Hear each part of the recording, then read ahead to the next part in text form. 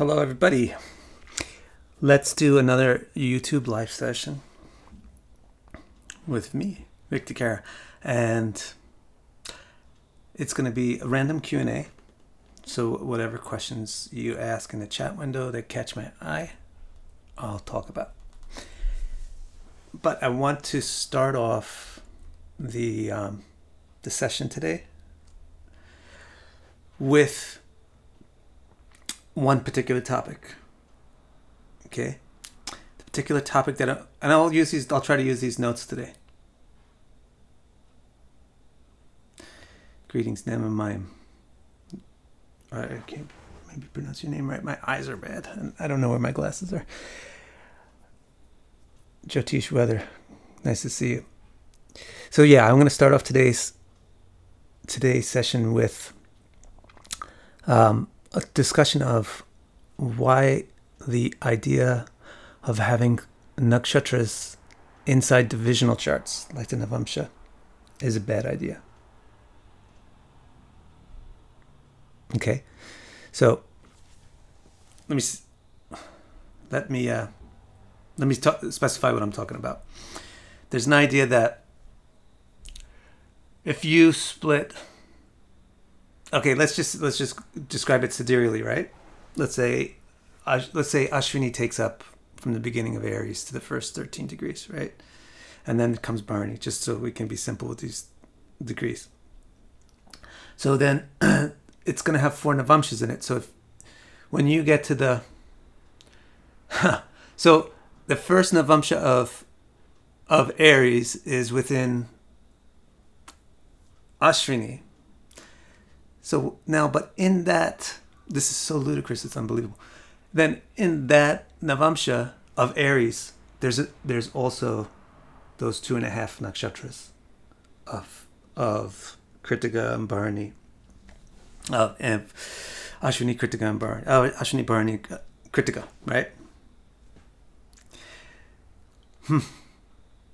But then I suppose that within each one of those nakshatras, then why are there also padas?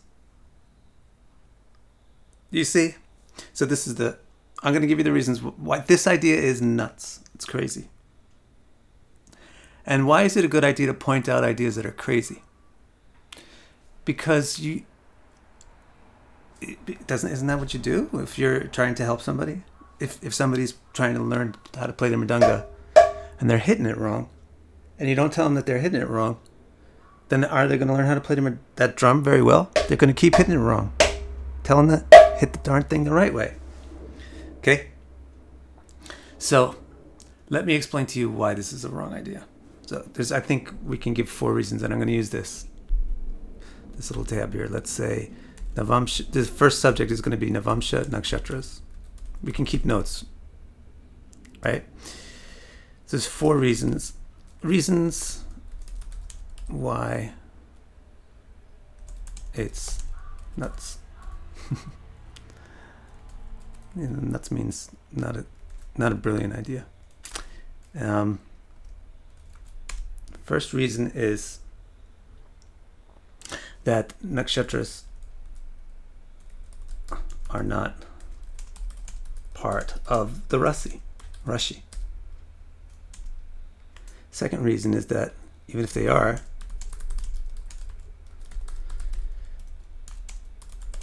they don't fit.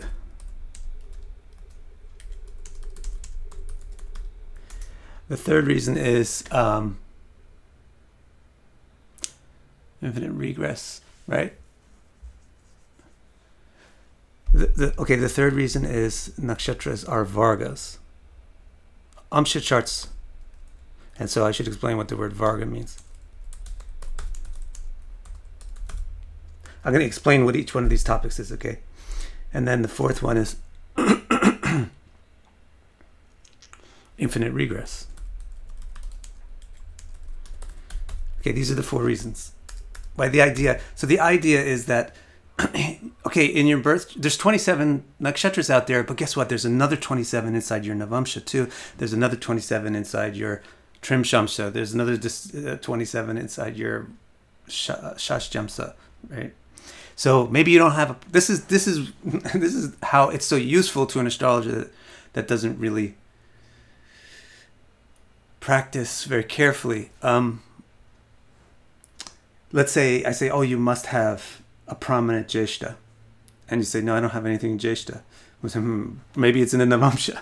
So it's maybe you have something in Jeshta in the navamsa. So then, oh no, it's not in the navamsa. The role must be in your dashamsa. So somewhere or another, I can find some place where you have a prominent Jeshta because I think you have a prominent Jeshta. When the truth is, I'm just sloppy about my basic astrology, and I didn't just want to say, well, you don't have a prominent Jeshta, but look, you have, I don't know, maybe it would be Ashlesha or something. This is a lot like that, or you have this Mars in this particular way in your chart, which is it has the same similar effect as Jeshta, so you don't get the effect from having Jeshta. But the end result is pretty similar to how Mars is affecting your moon from some house or something. See what I'm saying? So it's a mess. See, the reason why you have to point that out is if you don't correct these kind of things, then you never go back to the basics to get your basics strong.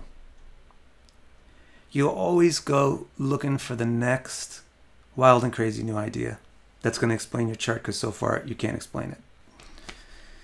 So instead of going for one wild and crazy idea to the next wild and crazy idea, just step back, take a moment, realize that we are 90% of the time wrong or incomplete in our observations, and just try to improve those observations and try to improve the basic fundamental way that you do astrology. All right, let's talk about these. Nakshatra are not part of Rashi. So think about the term amsha. All right? Amsha, this is also where it'd be helpful to know Sanskrit a little bit. What does the word amsha mean? Anybody want to say? Probably you might think an amsha is a part, but it's not a part like, it's not an incidental part. Like, okay, this shirt is a part of my body right now, but it's incidental. It can be removed. But the hand, the arm, is also a part of my body, but it's not incidental. It can't be removed. That's an amsha. It's an integral part of something, is the amsha. The amsha is an integral part of the amshi. And so it's an amsha of what? What is an amsha? If you say navamsa, what does it mean? Nava means 9. And amsha means integral parts. So that means we're going to take every zodiac sign and identify 9 integral parts within it. We're going to split it into 9 parts. So these are the amshas, or the integral parts of the Rashi. Just like this arm is an integral part of this body.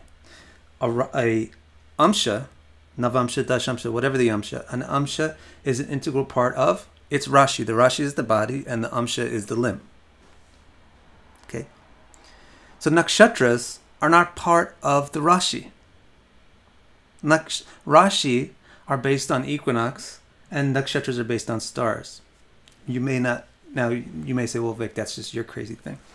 You think that the Shastras are right, and you think that everybody else in the world is right, except for the few great sages who have practiced in India over the last dozen centuries, 18 centuries or so. And you think that the Rashi are anchored to the equinox and the nakshatras are anchored to stars, but we don't. So that's why we can divide the nakshatras into navamsas. Well, let me tell you some other stuff. Let's go to the second point. Okay? So the second point is, even if they are integral part of the Rashi, they're obviously, I mean, isn't it obvious that they're not part of the Rashi? They don't fit inside a Rashi. They don't fit inside a Rashi. If you look at every other amsha division, every other amsha has its beginning at the beginning of the Rashi and its end at the end of the Rashi. You got Nava Amsha, there's 9 parts in a Rashi, exactly. 3 1/3 degrees each. You got Dwadash Amsha, there's exactly 12. There's exactly 12 parts inside that Rashi. You got nakshatras, there's 2 1/4 or something, right? 2.5, 2.25. What? So it doesn't look like it's part. And even if you think, well, they're anchored to the same thing, they're both, the Rashis are also stellar, the nakshatras are also stellar, it's obvious that they're not actually the same entity. Okay. Now, number 3. All right, so the first part is, look, nakshatras are not part of the Rashi. So whatever is a limb of the Rashi is not a limb of the navamsa. And the navamsa is not a limb of the Rashi. The navamsa, see, this is the nakshatra. This is the thing. People just think of nakshatras as if they're just a part of Rashis. They just think of the nakshatras as if they're parts of the signs. And then they say, oh, Maga is this way because it's in Leo. And Purva Palguni is this way because it's in Leo. But Purva Palguni has these 4 navamsa divisions within it. And Maga has those 4 navamsa divisions in it. So that's why Maga is a little bit different than Purva Palguni.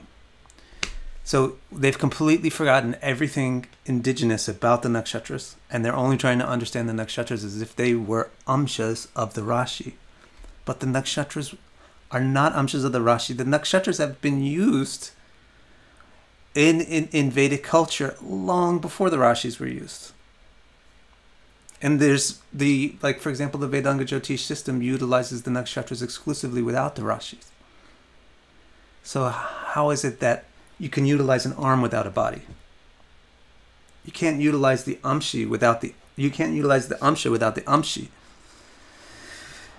So, okay, so the nakshatras are not part of the Rashi. Now, the other thing is, even if you think it's interesting mathematically, it makes mathematical sense, right? An amsha chart is a Varga. Let's talk about this. Why do we have the word Varga? What does Varga mean? Varga means a group. Like anybody, if anybody knows their alphabets, like this Indic alphabets, you have Ka Varga, Pa Varga, right? Ta, Da, Ma. I guess it's Pa Varga, right? You got all the Vargas. And like, for example, a Ka Varga is Ka, Ka, Ga, Ga. It's every sound that's related. And they put it in, it's in one file. Or you have your vowels. You got like and that's a Varga. I, A, I. Those are your Vargas. The Varga is a file of similar things. That's what a Varga is. So why are these things like navamsa? Why is that called a Varga? Because let me show you what it is. Oh gosh, let me show you what it is. Okay, hang on a second. It would be best to show this. So let me see if I can I'll pull up my chart.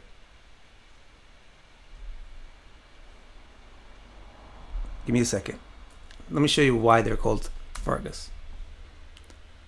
Then I'm going to go back and look at all the banter that's going on. But I just want to say my thing, and then I'll go back and look at the banter. And then we'll do Q&A. Let's get my chart, Vic. And then let me share this thing with you.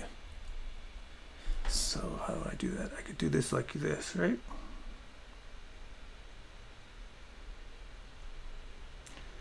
I can set the window capture to be, here we go. Can you see this now? Oh wait, you can't see it yet. You can see it now, right? It's right on top of my face. Let's go like this. Let's put this, let's get me more into a corner. All right. Oh, then you're going to see. What do I do? Okay, here we go. This is good. Now, let me show you why this thing is called a Varga.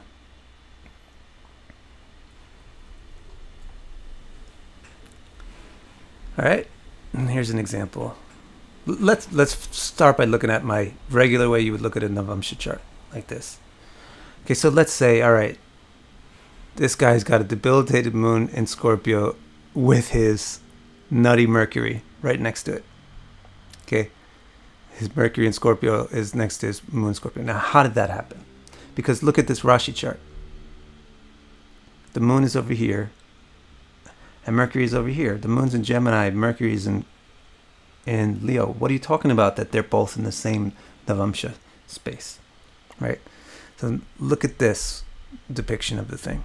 This is the geometrically accurate representation of space in a circle, right? Let's try to find where my moon is. Here it is. You see these the outside, the inside is the main Rashi. And then in the middle, you have nakshatras and how that overlays with the Rashi. And see there, I put them in a very different color, at least to show you that this is like an overlay.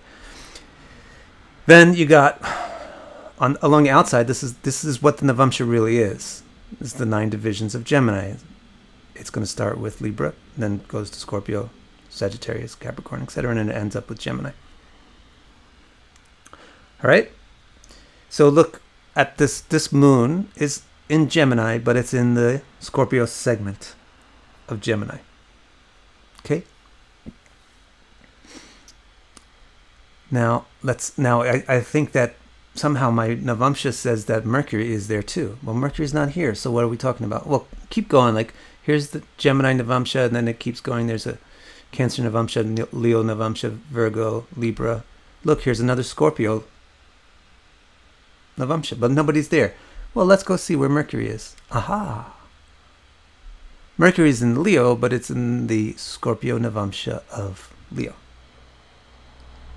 So that means that, and is anybody else, if you go through all the rest of the Scorpios, like this one over here in Libra, up on top in Libra, you'll find out that they're all empty. All the rest of them are empty.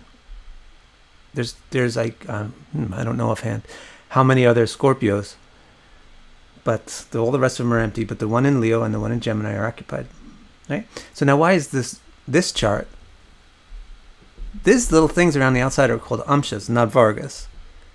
But this puppy down here is called a Varga. Why? Because it's taken all the similar things and collected them into a group. And what do you mean similar things? It's taken all the Scorpios in a chart and collected them into a group. Right? So, yeah, you understand? So that's why here in this Varga, anything that's in any of the Scorpios winds up in Scorpio, and anything that's in any of the Tauruses ends up in Taurus. For example, let's look at Sun and Mars. They're actually that close. Sun and Mars are in the same Taurus in this chart. Let's pick up another one. And why is the ascendant here Leo? And here's Jupiter and Venus in Gemini in the 11th house. So let's pick that up. Why is Jupiter and Venus in the same Virgo? Because Jupiter is in the Gemini of Libra and Venus is in the Gemini of Virgo. So they both get together in the Varga chart, of the Navamsa Varga. And why is the ascendant of the Navamsa Leo? Because look where the ascendant is. Here's the ascendant and it's in Leo. Okay, so that's how a Varga chart works. Now think about nakshatras. This Jupiter over here and this Gemini is in Chitra. This Venus over here and this Gemini is in Purva Palguni. You put them all together in a Varga and you get them together. Now you're going to say, now let's divide this Varga of Gemini. Now let's pretend that Varga of Gemini is this Gemini and divide it all into these bits. That's what this idea is saying.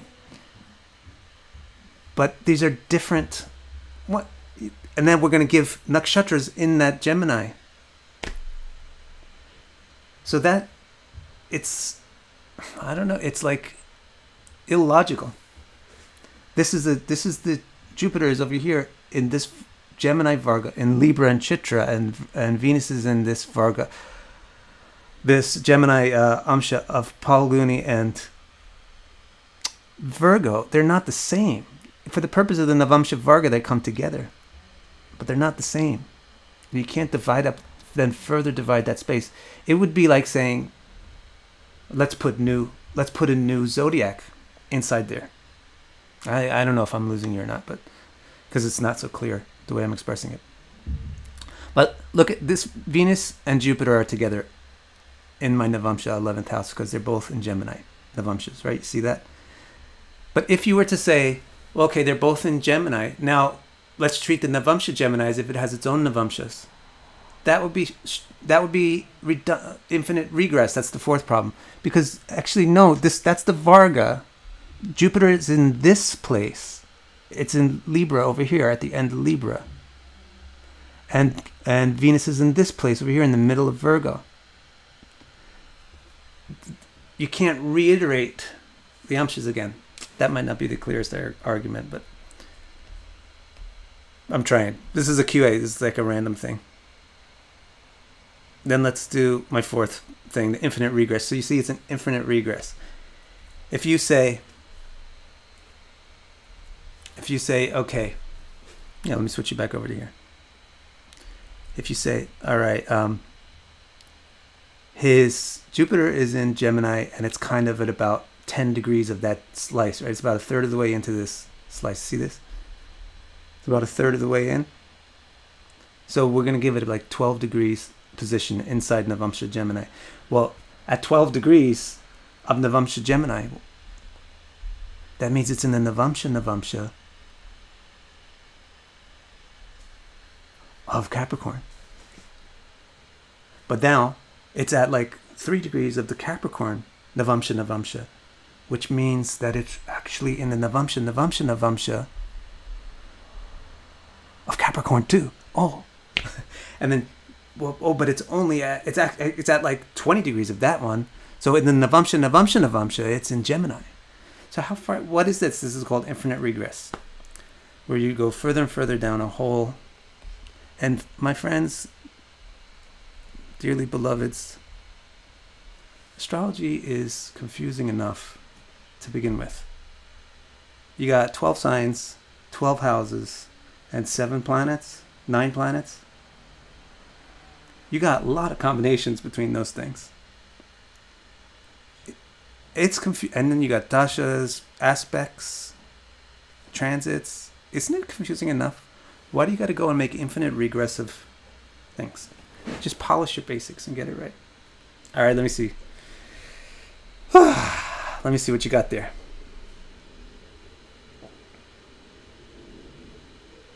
It's a rabbit hole. All right. So the real thing is nakshatra are not part of the Rashi. What divides the Rashi doesn't divide the nakshatras. And the nakshatras aren't even aligned to the Rashi. You know, they overlap the Rashis, even in a sidereal system. So therefore, what divides the Rashi cleanly wouldn't divide the nakshatra cleanly. Third point is that these are Vargas collecting things from different points. You can't just then do another Varga. It's like in Sanskrit language, you're not allowed to do sandhi recursively. You're not allowed to do it again and again. You can modify the sound to bring words together, but then you can't take that modification and remodify it. It makes infinite regress. That's the fourth problem. So the third and fourth are related.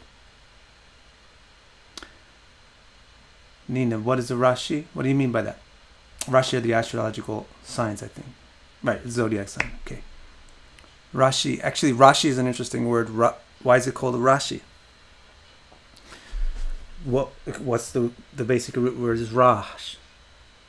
And Rash means brilliance, power, brilliance, effulgence. The word, English word, effulgence, like this, like literally the sun. The sun gives off Rash. That's why it's called the Rashmivat. And so it's sunlight. Rashi means division of sunlight. The word Rashi means that it's about the equinox and the solstices, not about the stars. And what does nakshatra mean? Nakshatra means the thing, the tra of the naksha, the thing that makes the heavens. And the way like Parashar will say is that it's jyotibimbas. There's dots of light that make the heavens. And they don't change their position relative to each other. They don't move, or chayate, they don't move. Right, so the nakshatra and the navamsa are the nakshatra and the Rashi, with its navamsa and so forth, are different things, even in the very nomenclature of how they're named. One is nakshatra, one is Rashi. All right, enough with this one. Let's see what other questions we got.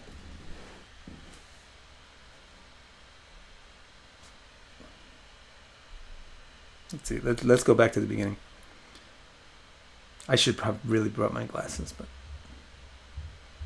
thanks, Jim. He likes the song. I did mention this on YouTube.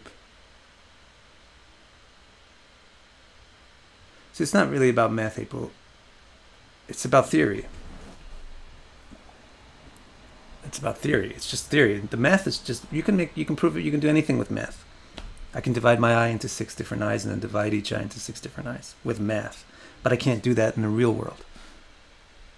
Right? So it's the same thing with like saying, well, look, we can say by the math we know that this guy's Jupiter is at 10 degrees of the navamsa of Gemini. So let's then pretend that treat it the same way as if we treated at 10 degrees of Gemini in a birth chart. You can do this with math, but you shouldn't do it because it's not theoretically sound, for the reasons I just explained.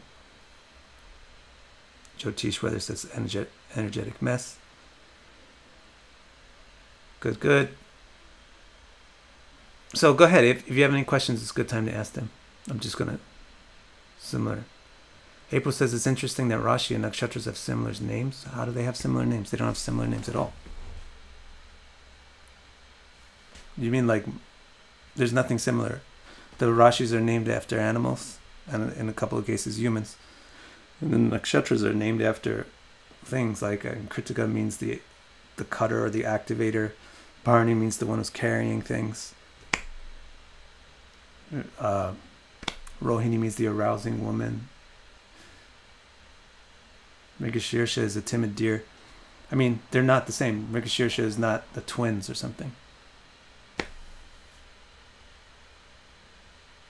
Oh, like in Egypt, the Rashi has different names than the star clusters. Yeah, because they're different from the star clusters.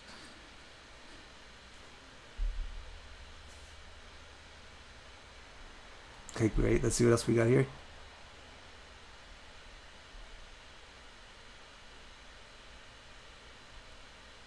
Let's see what we got. I think I saw just a good question just now, and then my YouTube updated my chat feed, and I can't find it. Here we go. Arvind Anugond, he says, are nakshatras really the fixed star fields? Maybe the stars are just markers. Wouldn't it be the space traveled by the moon in a day? If so, the distance from Mula should mark its significance. So let's put this as our next note. What are nakshatras?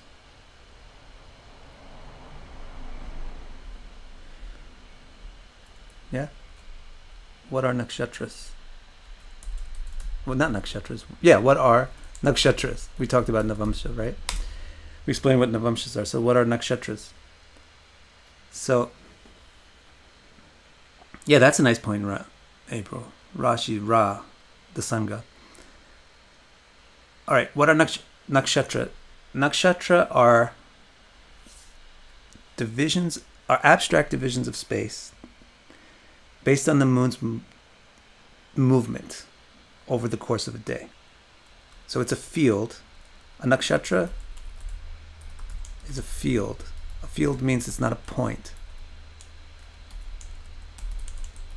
Like in Western astrology, the stars are utilized as points. This Aldebaran is at such and such degree, and there's an orb around it where it has its influence. But it's not a field per se, it's a point with an orb around it. But a nakshatra is a field. It's a 13 degree, 20 minute wide field, just like a Rashi or a sign is a field of 30 degrees. Nakshatras are fields, but the Rashis are the signs are fields based on the sunlight. Rashi, based on the sunlight, based on how the sunlight ebbs and flows as it goes through equinoxes and solstices. The nakshatras are fields based on a star, based on a star, based on stars. Okay, a nakshatra is a field based on a star.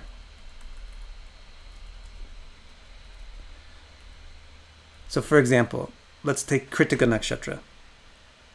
Kritika nakshatra is a field of 13 degrees, 20 minutes, based on the star named Chitra. Did I say Chitra or Kritika? I mean, let's take Chitra as an example. It's 13 degrees, 20 minutes, based on the star called Chitra. which modern astronomy uses the name spica. And the definition of the field is that it extends, that the star spica chitra is exactly in the middle of the field chitra. This is not the case with any other nakshatra that I know of. So you got exactly 7 and a quarter, or 7 degrees 20 minutes on one side, or 7 degrees something on 7 degrees 40 minutes on one side, and 7 on the other. It's exactly in the middle. So that's how the fields are defined. Then once you actually, that one can be used to define everything, or you can use mula or whatever. The texts, the astronomical texts like Surya Siddhanta, they give definitions of where the yogatara, the star on which a nakshatra is based, is called a yogatara. The star on which the nakshatra is based is called the yogatara. Tara means star, and yoga means very important, or the thing which is the anchor point. Yoga actually means to tie together. So the thing that holds it together, the thing that it's tied to, the yogatara, is the star on which the nakshatra is based. So the nakshatra is a field of 13 1/3 degrees based on some relationship to a star. Like Rohini has a relationship to Aldebaran, or Aldebaran, right? Then there's the various stars. Okay? That's what the nakshatras are.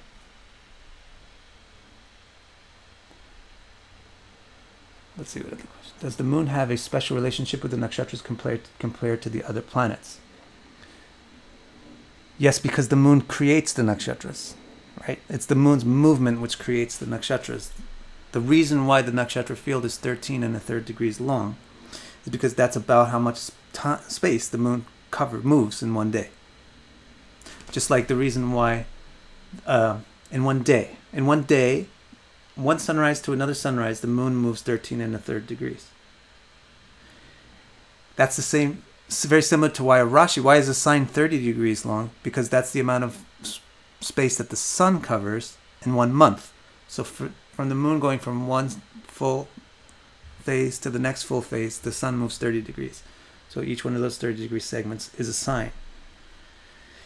From the sun rising once and setting, setting, and rising again, the moon moves 13 1/3 degrees, and each one of those 13 1/3 degrees is a nakshatra, star field. So yes, the moon does have a special relationship with the nakshatra compared to the other planets. This is why most of Vedic Jyotish, like as defined in Vedanga Jyotish, the very old indigenous Jyotish system of India, most of it just exclusively utilizes the moon and the sun and the stars, and doesn't talk at all about other planets. However, if you get into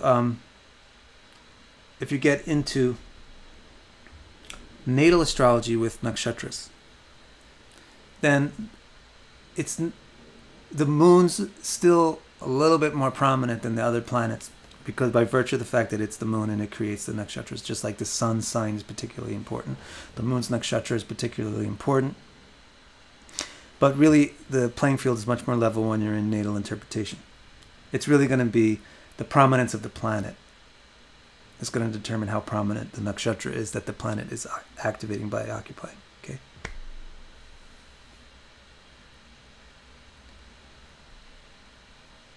All right. Gustavo, you wanted me to talk about Yogatara. I think I just did, luckily. Matashri. This is my hardcore punk friend. He says, what's a better number, 108 or 138? Well, I mean, that depends on if you like horror punk or Hari punk better. 138. We'll keep that as an inside joke. And we'll keep... Here's another question.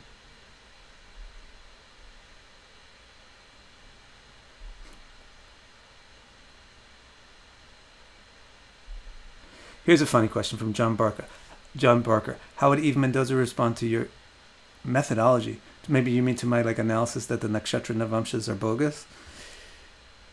You know, if you could get Eve Mendoza to respond to anything, I'd be happy, because she just doesn't.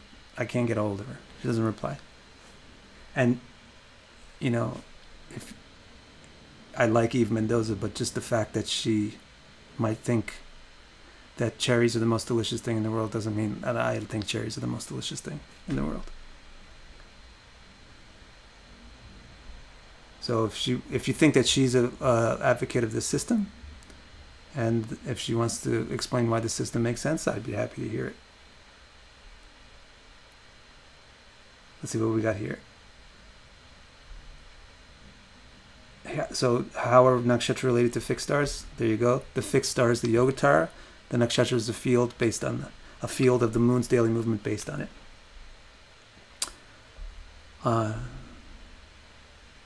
There's a lot of good questions here. While reading Vargas, this is from Chirag. While reading Vargas, should we be looking at lordships, just like D1? Yeah, I do so. Otherwise, what's the point of grouping it around the ascendant?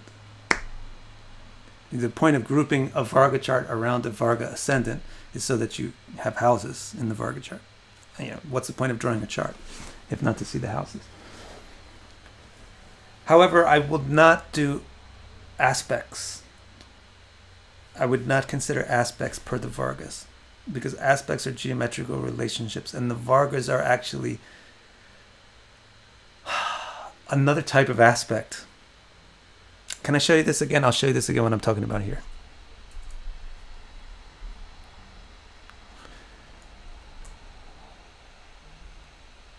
All right, let's go again and think about Jupiter and Venus in my chart. Where did those guys go? Give me a sec, I gotta find. Here we go. So Jupiter and Venus are both in Gemini.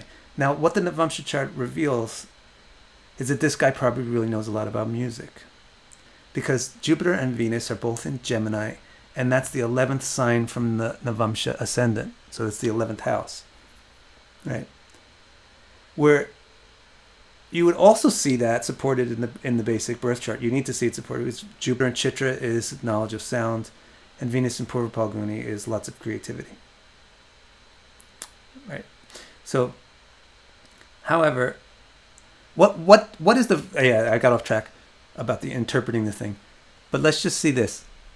Look, you see, there's a particular amount of degrees between Jupiter and Venus within an orb. Actually, interestingly, it will be a 3 1/3 degree orb because that's the size of the Amsha. That's what the nakshatra. Every certain amount of degrees, it looks like it's 45. Every 45 degrees, a navamsa repeats. Here's Gemini. Here's a Gemini. Jupiter's in Gemini. 45 degrees to the right, you got Venus in Gemini. 45 degrees to the left, there's another Gemini over here in Sagittarius that's unoccupied. So what the navamsa is really revealing are the 45-degree angular relationships in the chart. The more or less 45-degree angular relationships and the what do they call those things? Derivations of 45. 90s and anything else that's divisible by 45. So that's what's interesting about the Vargas, is they're showing you geometrical relationships between planets, just like aspects do, especially Western aspects. Okay, so the Varga is already another type of aspect. The drishti aspects between planets is the angle of their vision. That angle doesn't actually exist. The Varga is a theoretical chart. It's not a real chart. It's a theoretical division. It's a mathematical division. So then this angle is now broken in the Varga. So I only use the aspects. So for example, let's take an example of where is there an aspect in my chart. Significant aspect. Okay, there's a significant aspect from Venus to Rahu, or Mercury to Rahu, or Mars to Rahu. Like Rahu is getting most of my aspects. Jupiter, all these planets are aspecting Rahu in my chart. That's why my Rahu is very prominent. It's the second most prominent planet in my chart. See this graph? Jupiter is the most prominent, Rahu is the second most prominent. This is my chart analysis stuff. So therefore, even in this Rashi, even in this navamsa, if I'm looking at Rahu in this navamsa, I'm still thinking that this Rahu is aspected by Venus, Mercury, Jupiter, etc. Even though it's not aspected in this chart. This Rahu is really in the Rashi chart. It's carrying those aspects. Okay, just like another technique is, you can use the house lordship from the. This was related to a previous question. You can use the house lordship related to the amsha, or the Rashi. So if I want to look at career, I can say, all right, the 10th lord of the Rashi, the main birth chart, is Venus, because the 10th house is Libra. So this is a bad example. So where's Venus? All right, Venus is in the 11th house. And the 10th lord of the navamsa chart is also Venus. Okay, so the career has a lot to do with communications, entertainment, music, using artistic talent and stuff like that. To give you another example that isn't going to wind up being the same. Let's say if you want to find out about my living condition or something, my living conditions, my mom, my private life, my inner life, then you would look at the 4th house. Okay, it's Mars. So here you go. Okay, Mars in the 8th house. Wow. With the 8th lord. Oh, that's interesting. And the 9th lord. Wow. Darn it. So look at that. It all turns out to be the same. Is it true? We got to do not a Kendra. The 4th and the 10th house both are Mars. So here, let's look at the 5th house.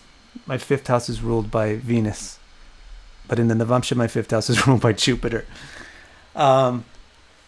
So you can say, in this navamsa, the 5th lord is in the 11th house because Jupiter. This is lousy for explaining this point, but it's an interesting chart. The 5th lord is in the 11th house, you can say, in the navamsa. Or you can also say, the 5th lord from the birth chart is in the 11th house, because the 5th lord in the birth chart is Venus. Sorry, this example was not more clear, because my navamsa chart is pretty unusual.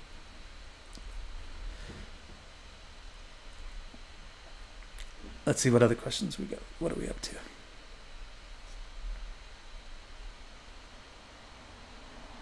If you were forced to choose from here on nakshatras only or rashis only, which one? My life will be easier if I chose nakshatras. Because when you do nakshatras, you don't have houses. If you did only nakshatras, you wouldn't have houses. And so I would probably choose it. Because it would be easier and still pretty darn useful. But if you choose nakshatras only, then it becomes simpler. It's a much simpler system to just use nakshatras, but you lose 60% of the tools, 60% or more of the tools that you need to be able to answer questions. Like you'll be losing all of the interpretation of lordships, all the yogas, everything. So, for my own sake, I would choose nakshatras over rashis if I had to choose one over the other. This is what Iowa X is asking, because it's just more fun. But for the sake of the client, I would probably choose rashis over nakshatras. All right, can you speak to aspects in the Vedic system? Aspects. Nicholas Cannon says, can you talk about aspects in the Vedic system compared to the Western? Yeah, let's make notes on this one.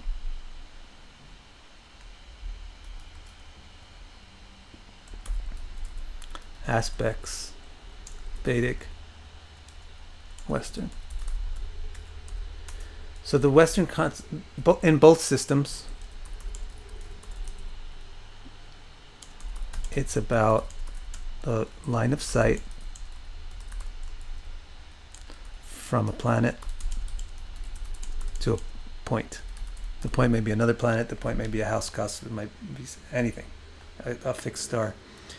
It's about a line of sight. Just like now, I have a line of sight out there's a window over here in my house, and I have a line of sight to a tree that's in my neighbor's yard. They're not even my neighbor, though. Actually, if I actually wanted to get up and walk to that tree, I would have to walk really far. Like if I wanted to touch that tree, because in between me and that tree there's a wall, there's a fence, there's another fence, and then there's the tree. So if I wanted to physically get to that tree, I would have to go out my front door, make a right, go down the street to the next street, make a right, go to that person's house, open up their, climb the fence or go through the fence gate and get to the tree. But I can see it real easy right here, even though I'm not actually located there. I have a line of sight to it. That's what aspects are all about. The way you can keep your eye on something and therefore influence it, even though you're not physically located there. So aspects are all about geometry, because if I move to here, I cannot see that tree anymore. But if I'm right here, I see the tree. I go back here, I can't see the tree. So it's all about the angle between the thing that you're looking at and the thing that's looking. So that's why the whole, in both systems, everything is defined in terms of 180 degrees, etc. Now, in the difference between the two systems, the difference is in Vedic, each planet has different sight patterns. In Western, wow, my computer's working overtime right now. It's like lagging behind. I don't know why. In Western, the same patterns apply for every planet. So for example, in Western astrology, the moon can square Mars, right? And that would be considered like a full aspect. But in Vedic astrology, the moon can only get, depending on the square, if it's a 90 degree or a 270 degree square. If it's a 90 degree square, the moon can only get at max a 75% influence on that square. It can only see it with 75% clarity. You know, and to the 10th house square, it can only see it to 25% clarity. But in Vedic astrology, Mars has a 100% aspect on the 90 degree square, and Saturn has a 100% aspect on the 270 degree square. So in Vedic astrology, each planet has a different pattern to which they see with full clarity. Each and every planet sees 180 degrees across from it with full clarity. But the rest of the points are a little different per planet. Whereas in Western astrology, it's all the same. But now the interesting thing is, in Western astrology, and these I think originated in Persia. So they would be called Tajika in the Sanskrit literature. That kind of aspect is a Tajika aspect. That means Persian. Now, the other thing is in Western astrology, they assign an interpretation to the aspect itself.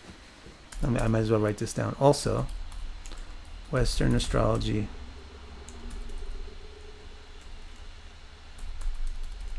assigns interpretation to the aspect itself. Vedic astrology takes the interpretation from the nature of the planet. Okay, so for example, in Vedic astrology, Mars aspecting a planet is a tough aspect because it's Mars. Saturn aspecting a planet is a tough aspect because it's Saturn. Jupiter aspecting a planet is a nice aspect because it's Jupiter. That's Vedic astrology. In Western astrology, if Mars is making a trine to another planet, then Mars is helping that planet. If Saturn's making a trine, then that's a good aspect because it's a trine. So they don't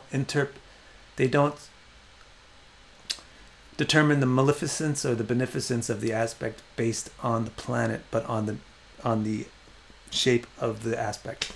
So it's like if I look at you like this, it makes sense also. If I look at you like this, that's saying a certain thing. If I look at you like this, that's saying another thing. If I look at you like this, that's saying another thing. So the angle of the glance determines the nature of the effect in Western astrology. In Vedic astrology, that's not taken into account. We say that the planet is putting its vision on the place. It's going to give its influence. But what's extremely interesting to me is that the definition in Western astrology is basically that the trines are benefic aspects and the squares are malefic aspects. If you look at Vedic astrology, what planet gives trines? Jupiter. And what planet gives squares? Mars does and Saturn does. So you could definitely see that they have common roots. The two systems come from a common root. Actually, Chris Brennan in his book Hellenistic Astrology identifies this point about the difference between Western and Vedic aspects as one of the few things that's actually different in Vedic astrology, classical Vedic and classical Hellenistic Western astrology. All right, let's see what other questions come up here.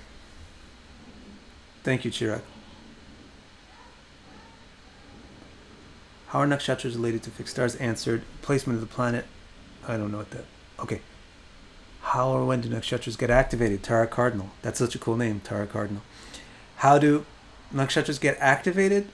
Well, the active agent in astrology is always the planet. The passive agent is the location. Just like I'm the active agent and the passive thing is this room or the computer. So the thing that moves and that has volition, that's why it's called a planet or a graha, because it has it appears to have volition and movement on its own. So the planets are the symbol of the active force, and the signs and nakshatras and so forth, the divisions of any signs, those are the passive entities. So the passive entity gets activated if an active entity does something with it. So in other words, a nakshatra gets activated. Means what does it mean to be activated? It means that the interpretation of this nakshatra is going to become important. It gets activated when it has a planet in it. That's the main way, especially in a birth chart. Another way a nakshatra can be activated or become relevant in making an interpretation is if there's a transit through it. So, like if you have a transit of Mars in Pusha, if you have Mars in Pusha in your birth chart, then Pusha is active in your birth chart. If you don't have, it's activated by Mars. If you don't have a planet in Pusha, but you have a planet opposite Pusha and Mars is in Pusha now in the transit, then Pusha is active on you right now because Mars is aspecting some point in your chart from Pusha. That's another way that nakshatras can become active in you even if you don't have that nakshatra in your chart. Okay.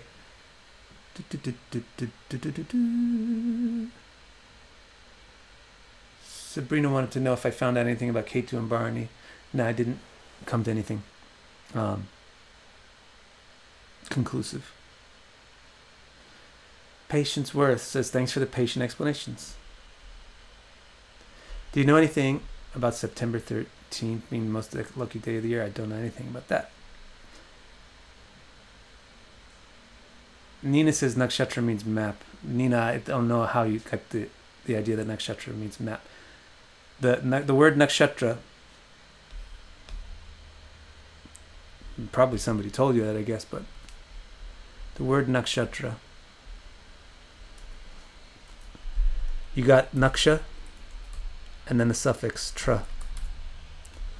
The suffix tra means like in English like refrigerate washer, dryer, nakshatra. It would be like a wash tra, refrigerate tra, dry tra. Okay, something that does something or makes something is got the suffix tra. Like a mantra is something that will make your mind, manas. It will build your mind. That's what a mantra is. Always remember also that there are linguistic explanations of words and then inspirational definitions of words that can kind of go off more on a flight of fancy. Now, so then what does naksha mean? The naksh, if you look it up in like a dhatu, a root dictionary, Sanskrit root dictionary, naksh means the place to which everything goes. So it refers to the heavens, from which all the stardust came and everything put together and then it goes back, or the heavens from which the souls come and then they go back. Well, however you want to think about it. That's what naksha means. So the thing, nakshatra then, is the thing that makes the heavens. It's not a map. I mean, the word nakshatra doesn't mean map. You said nakshatra means map. The nakshatras are a map of the stars. But the word nakshatra doesn't mean map. That would have been an easier way for me to answer that.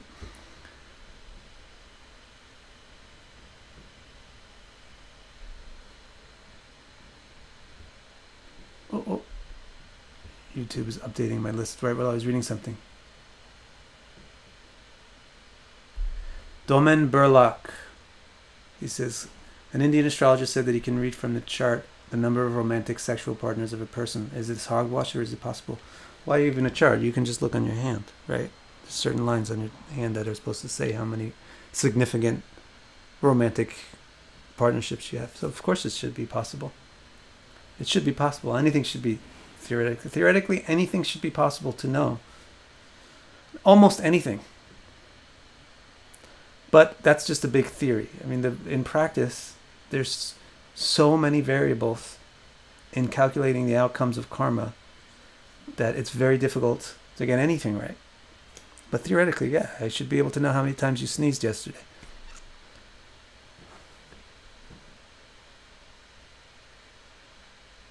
Let's see. Thank you, Chirag. Chirag made me. Now, Rajiv. Okay, so some people are talking about padas of nakshatras. And some people are talking about padas of nakshatras. You may notice that I never talk about padas of nakshatras. You know why? Because padas of nakshatras are come into vogue after the decision to make the Rashi's sidereal. After the decision to make the Rashi's sidereal, which is a decision that was made in the time of Varaha Mihira, which is like 15 centuries to 18 centuries ago. It's an old decision. So yeah, nakshatra padas have been around for a while, but it's not indigenous to the concept of nakshatras that they have padas. If you look in the Vedanga Jyotish, which is the oldest explanation of how to use nakshatras, the oldest surviving explanation, there's mentions of you can divide nakshatras into padas, you can divide them into fifths, you can divide them into half, you can divide them in all kinds of ways, just like we divide the Rashi into its amshas. You can divide nakshatras into amshas, but they're different. The nakshatra has its own amshas. The Rashi has its amshas, but nobody uses those amshas anymore. And now they just have the padas of the nakshatras as if they were synonymous exactly with the navamsa padas. So you won't get anywhere asking me any question about nakshatra padas because I totally don't use them at all.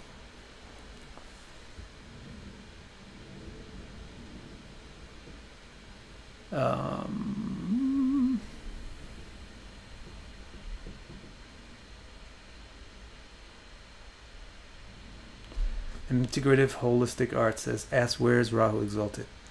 My answer to that question is, Persians have an idea, but and you'll see it like sewn into some of the Sanskrit texts about an idea that Rahu and Ketu should be exalted or debilitated somewhere or other. But in the original concept, Rahu and Ketu are not planets. It's just as simple as that. Rahu and Ketu are not planets. They're just points in space. They're semi-planets. And they were not there when the zodiac was formed. They were put there later when the path of the moon and the sun skewed. So, yeah, so they don't have ownership of any place in the zodiac.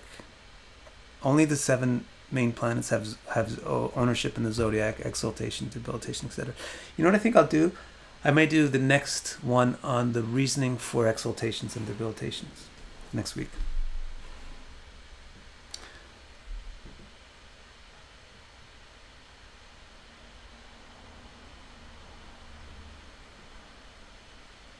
Rajiv Trivedi wants to know if the D12 reveals about previous births.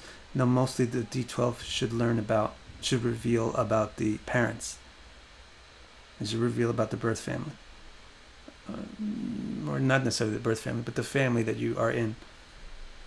Matthew Cook wants to know, where did I learn astrology? Matthew, do I have to learn it in one spot? I learn it all over the place, and I learn it all the time. But basically, I learn astrology from It's with a lot of discrimination. So because I have the ability to read Sanskrit, if not directly, at least I can bullshit check the translations. At least I know enough Sanskrit to BS check the translations. So basically I learned Sanskrit by studying the old texts.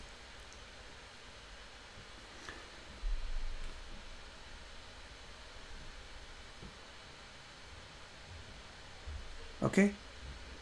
Let's see, let's take one last question.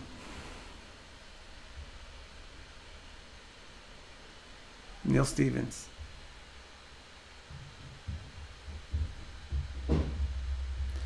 Oh boy, I said one more question, I got like 65. Alright, so I'm going to do two. Just one real quick. Somisak. In tropical Vedic chart, Venus is combust in Libra, but in sidereal it is combust in Virgo. So which one is right? Well, when it's tropical, that's right. But you are not. But the thing is this: you don't read a chart by just reading one piece. Just like you don't know a person by just knowing about their eyes or their voice or their idea. You know a person by knowing everything about the person. You know a chart by looking at everything of the chart. Another thing is, there's a few people in the world that can really understand astrology. Not everybody can really understand astrology and how it works. You cannot... my uncle had a book on his shelf when I was a kid. The title of the book was Brain Surgery Self-Taught.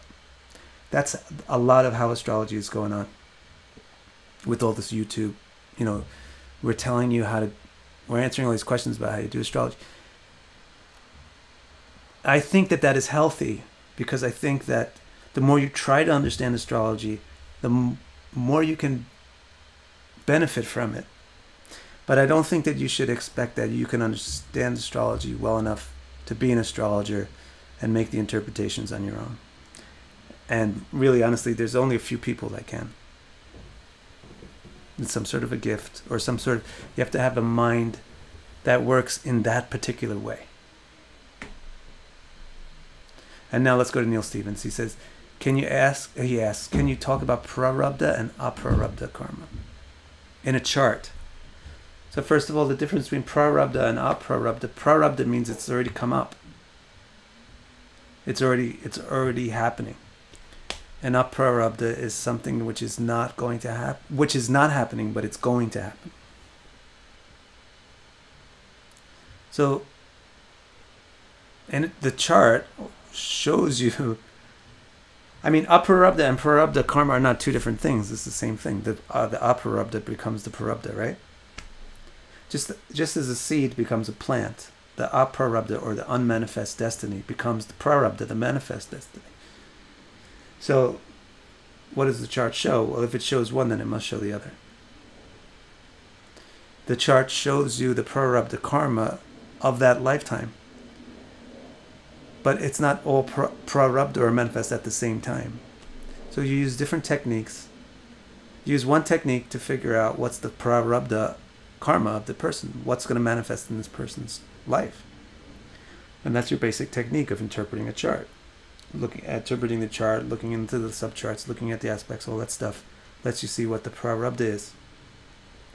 And then you have the aprarabdha karma. You'll need to use your timing tools. That's the stuff that shows you when is this stuff aprarabdha and when is it prarabdha, when is it unmanifest and when does it become manifest. So use your timing tools like progressions, like transits, and like dashas, and return charts, like that. All right, let's see, we got a lot more questions, but we're out of time. So I thank you all for joining me this week, and let's see if the news spreads around that I gave some reasons why the nakshatra navamsas aren't so smart. All right, guys. So I'll see you next week. I think next week I will do. The topic will be planetary exaltation and debilitation and why. That'll be same time, but next week. And then halfway through the week I'll do another nakshatra video. Okay? Thank you so much. See you next week.